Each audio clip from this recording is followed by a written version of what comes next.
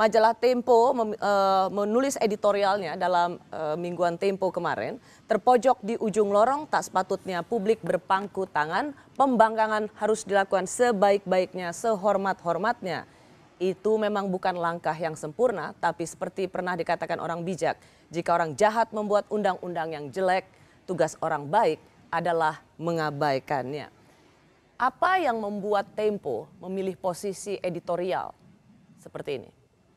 Pertama, perlu disadari Tempo sebagai media adalah bagian dari civil society yang memiliki kewajiban untuk meluruskan hal-hal yang tidak benar dalam bernegara, misalnya dalam pembuatan kebijakan yang berimplikasi pada publik luas. Media sebagai pilar keempat demokrasi juga mesti mengambil bagian ketika pilar demokrasi yang lain ya terkungkung oleh oligarki yang mengancam masa depan Indonesia, untuk memperkuat civil society sendiri dan kelompok-kelompok yang lebih rentan di dalam masyarakat. Artinya, seperti buruh, kalau masyarakat misalnya adat, dan juga lingkungan. Ya, artinya di sini Mas Anton Septian, Tempo pun sebagai media menjalankan produk jurnalismenya yang memang ingin menunjukkan tidak ada pilihan lain. Produk jurnalisme Tempo ingin menunjukkan bahwa tidak ada pilihan lain soal Undang-Undang Cipta Kerja ini selain melakukan pembangkangan sipil atau civil obedience. Ya, kita lihat fakta-fakta yang terjadi belakangan ini seperti tadi disinggung oleh Mbak Bivitri, bahwa bahkan setelah Undang-Undang Kerja ini disahkan pun ya, meski kita tahu prosedur pembuatan dan isinya bermasalah, kita tidak memiliki banyak pilihan untuk memperbaiki keadaan. Kita tahu tidak memiliki banyak pilihan atau tidak punya pilihan. Tidak memiliki banyak pilihan dalam arti ketika kita meminta MK untuk melakukan pengujian, uji formil dalam hal ini untuk pembatalan.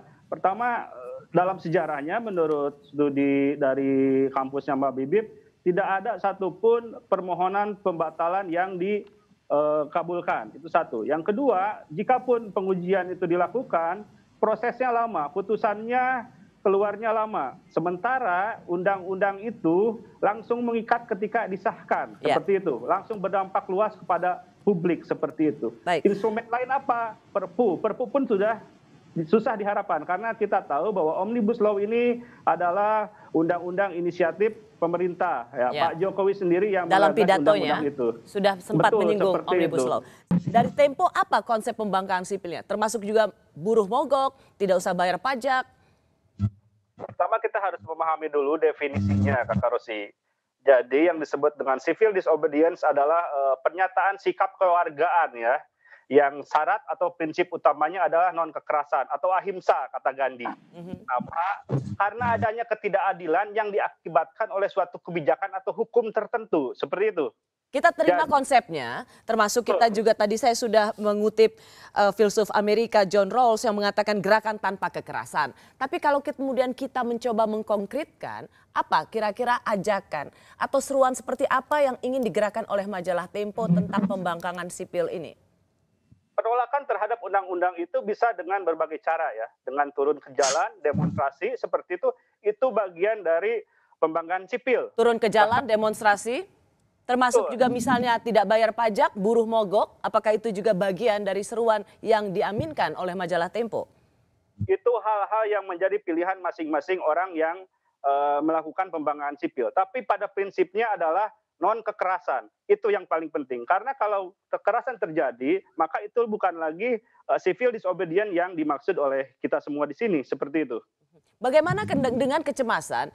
Kalangan intelektual bisa mengatakan itu secara konseptual, tetapi diterima oleh publik di bawah, di grassroots, itu menjadi sesuatu yang berbeda.